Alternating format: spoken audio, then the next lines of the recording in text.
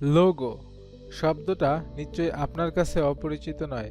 সাধারণ অর্থে কোনো প্রতীক অথবা চিহ্নকে বোঝায়, যা ব্যক্তি, প্রতিষ্ঠান অথবা সংস্থার পরিচয় বহন করে।